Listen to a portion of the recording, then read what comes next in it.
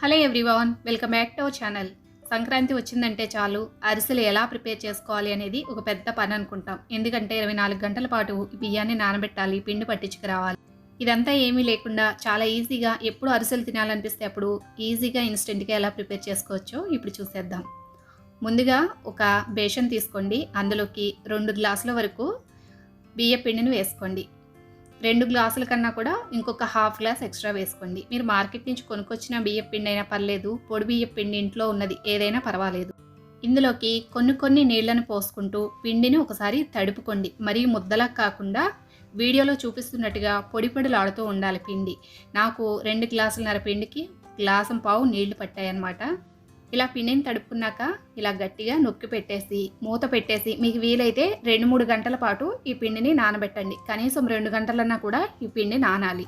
ఇలా నానిన పిండి 2 గంటల తర్వాత చూసాము అంటే చక్కగా మనకి తడి బియ్య పిండి ఏ విధంగా అయితే ఉంటుందో అదే విధంగా మనకి పిండి అనేది రెడీ అయిపోయి ఉంటుంది. ఇలా రెడీ అయిన పిండిని పక్కకు పెట్టుకొని ఇప్పుడు స్టవ్ ఆన్ చేసి మరొక గిన్నె పెట్టుకొని అందులోకి 350 గ్రాముల వరకు తురిమిన బెల్లాన్ని వేసుకోండి. అలాగే అర గ్లాస్ వరకు నీళ్లు పోసి స్టవ్ని లో ఫ్లేమ్లో పెట్టి బెల్లం అంతా కూడా పూర్తిగా కరిగేంత వరకు కలుపుతూ ఉండండి. హై ఫ్లేమ్ మీద పెట్టొద్దు, లో ఫ్లేమ్లో పెట్టి ఈ విధంగా బెల్లం అంతా కరిగిన తర్వాత ఇప్పుడు మరొక గిన్నెలోకి ఈ బెల్లాన్ని మొత్తం వడకట్టుకోవాలి. ఇలా వడకట్టుకోవడం వల్ల బెల్లంలో ఏమన్నా తొరకలు ఏమన్నా ఉంటే ఇలా స్ట్రైనర్లోకి వచ్చేస్తాయి. ఇంకిప్పుడు స్టవ్ని లో ఫ్లేమ్లో పెట్టుకొని కలుపుతూ మధ్య మధ్యలో పాకాన్ని చెక్ చేసుకుంటూ ఉండాలి. ఇగుండి కొద్దిసేపటికి ఇలా పాకం రెడీ అయిన తర్వాత ఒకసారి చెక్ చేస్తున్నాను. ఇంకా ముదురు పాకం రాలేదు, లైట్గా ఉందన్నమాట. ఇంకొద్దిసేపు ఉడకనిచ్చిన తర్వాత మరలా చెక్ చేసుకోవాలి. ఇలా 2-3 సార్లు చెక్ చేసుకుంటూ మధ్య మధ్యలో కలుపుతూ ఈ బెల్లాన్ని ఉడకనివ్వాలి. ఇంక ఫైనల్గా నేను 3rd టైము పాకం చెక్ చేస్తూ ఉన్నాను.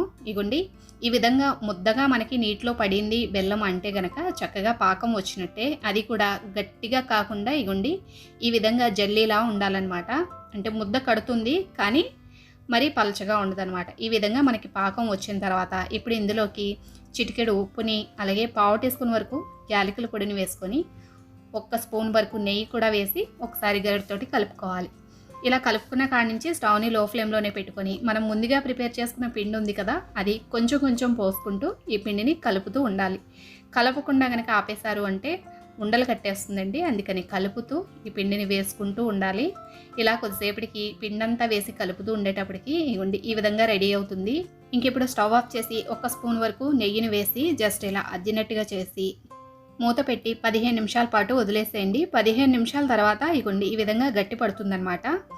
ఇది కొంచెం చల్లారి కూడా ఉంటుంది. కాస్త వేడిగా ఉన్నప్పుడే అరిసెలు చేసుకోవడం అనేది స్టార్ట్ చేసామంటే పిండి మరీ గట్టిగా అయిపోకుండా ఉంటుందన్నమాట. ఇలా చిన్న చిన్న బాల్స్గా ప్రిపేర్ చేసుకుంటూ బటర్ పేపర్ మీద కానీ పాలిథిన్ కవర్ మీద కానీ వేసుకొని మరీ పలచగా కాకుండా కాస్త మందంగా మీడియం సైజులో ఈ అరిసెల్ని చేసుకోవాలి. ఇలా చేసుకున్న అరిసెల్ని స్టవ్ ఆన్ చేసి కడాయి పెట్టి బాగా వేడిగా ఉన్న ఆయిల్లో ఈ అరిసెల్ని వేసుకోవాలి. ఆయిల్ బాగా వేడిగా ఉండాలి అరిసెలు వేసేటప్పుడు, లేకపోతే నూనె పీల్చేస్తాయి. స్టవ్ని లో టు మీడియం ఫ్లేమ్ అడ్జస్ట్ చేసుకుంటూ వీటిని ఎర్రగా కాలనివ్వాలి.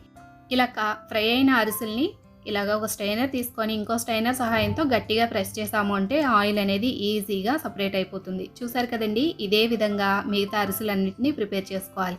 ఇక్కడ నేను నువ్వుల అరిసెలను కూడా చేస్తూ ఉన్నాను. ఒక చిన్న గిన్నెలో కొన్ని నువ్వులను తీసుకొని అలాగే మనం ప్రిపేర్ చేసుకున్న అరిసెల పిండిని ఒక చిన్న బాల్గా చేసుకొని అందులో జస్ట్ ఇలా డిప్ చేయడమే. అరిసెలకి నువ్వులు అనేవి బాగా అతుక్కొని ఉంటాయి. ఇంక ఇప్పుడు మనకు కావాల్సిన సైజులో ఈ అరిసెల్ని ప్రిపేర్ చేసుకోవడమేనండి. సేమ్ బ్యాటరే, కాకపోతే నువ్వుల్ని జస్ట్ పైన అద్దుకుంటున్నామంతే. చాలా ఈజీగా ఇన్స్టెంట్గా అరిసెల పిండి కోసం ఎక్కువ హైరాణ పడకుండా ఈజీగా ఇలా ప్రిపేర్ చేసేసుకోవచ్చు.